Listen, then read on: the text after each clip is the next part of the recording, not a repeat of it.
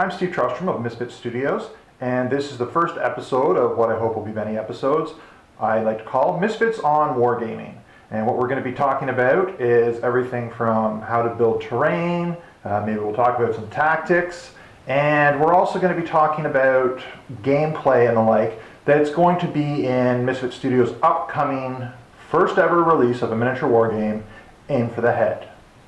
So, on this first episode, what we're going to get started with is making water tiles out of simple things that you probably already have, if you like to make your own terrain and the like.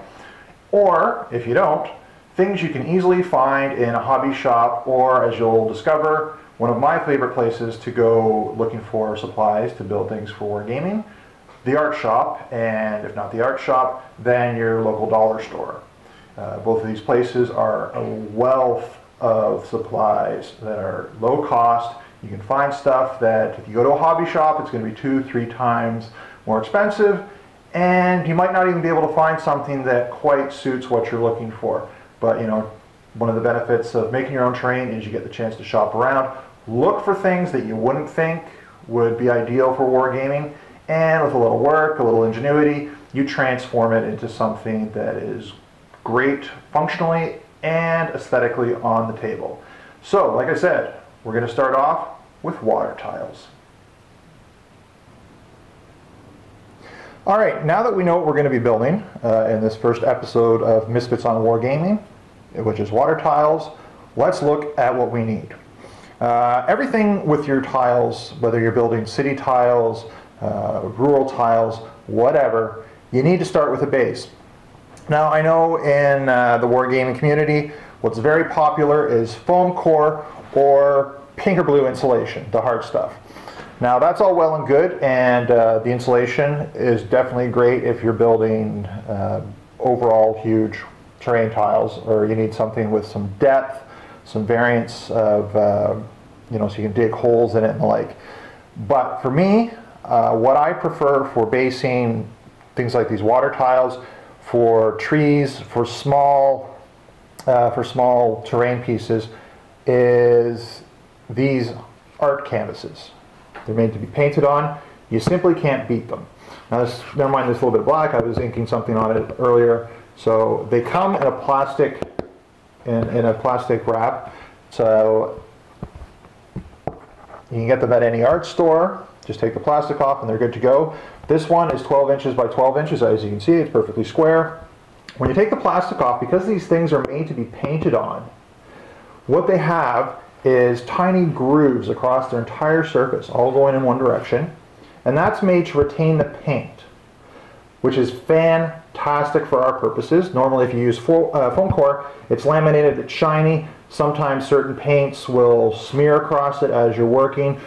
It'll come off easily, it'll rub off, and glue does not always work either for the same reasons. You could glue something on, give it a little bump, and it just pops off. Not so with these. The little grooves allow both paint and glue to stick fantastically. Now what we're going to do is we're going to use a number of different sizes because, as I said, we're tiling. The 12 by 12 I use as my primary pieces. These fill up a lot of the space.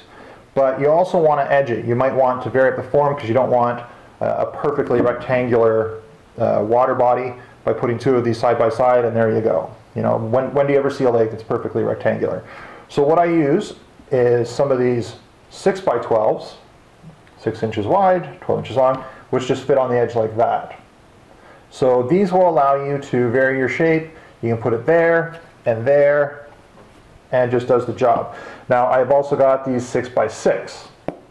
What these are good for is if you have, say, you want to put something out like that again, or if you've got two of these 6 by 12s, one at the side, one at the top, this will fit as a corner. All right, so you use these in combination, and you can create depending upon how many of these you can create a body of water of just about any shape or size.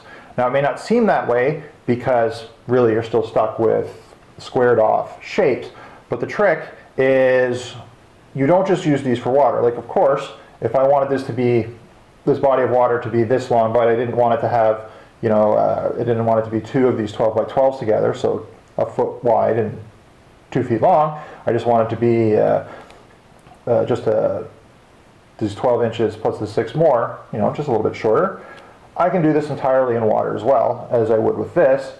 Or I can do what I'm doing here with this work in progress. I do it half water and then half earth. So 3 inches, 3 inches, 3 inches, 3 inches, and this entire body of water on this length. And as you can see here, here's a completed water tile, 12 by 12. We've put it side by side. The smaller water tile allows for a transition.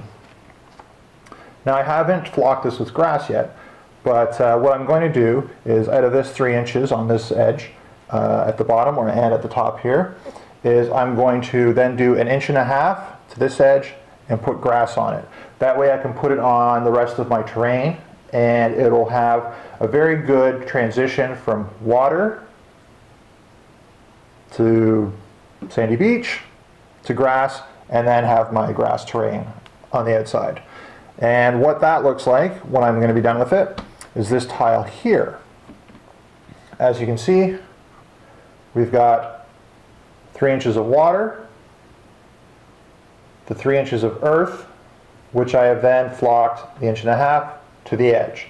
So this will sit, say, on this corner here, water, water, beach, grass, and then if I just have, say, a rollout mat of grass, it'll look a lot better than just sticking this on and saying that the side of the water is completely squared off. You get your nice little transition. So you can build these tiles to be just about any shape, as you can see with this one here. I haven't made it a straight edge. It's not right across beach. I varied it a bit. You can have it come out as far as you want there or as far back as you want there, as long as you keep your 3-inch there. That way, no matter what combination of tiles you use, you know they'll always fit together at the same point. So it's very important that you do that. Vary this up however you like. As you can see, I've even put a little tiny island in there of dirt. Do whatever you want with that. Just make sure you stick to those 3 inches. So now that we know what the end result is going to be, let's look at what we need to make it. So we know we need these tiles to start with. Obviously we paint them, and I've just gone with a simple acrylic blue paint. Simple plastic dollar store brush. It's all you need. You're just putting on a layer of paint. There's no fine detail with that, so cheap brush is fine. We're also going to use this for inking later, and this is just a fan brush.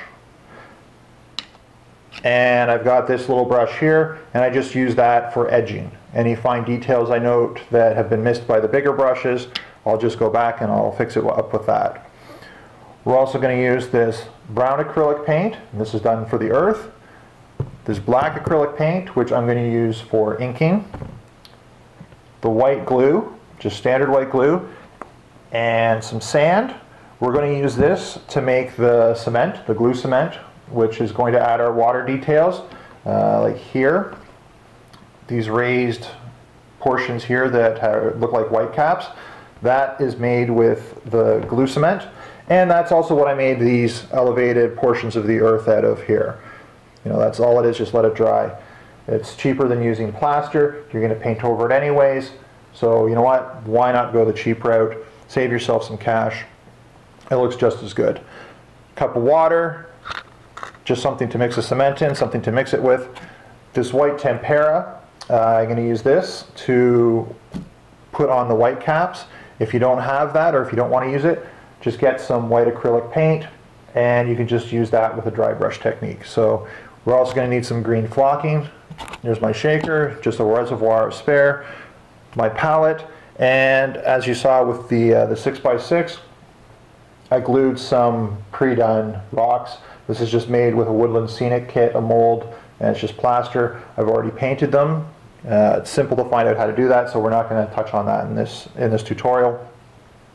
But if you want to just make things look a little bit, a little variance in there, then you know, grab stuff like this, grab whatever you use to spruce up your terrain, and you'll just be able to throw it on. This is just the basic stuff that I'll be using during this tutorial, but feel free to explore other routes and do what you feel is going to make your terrain, your water tiles just pop out off the table and be exceptional. All right, so let's move on to the next step, which is quite simply painting.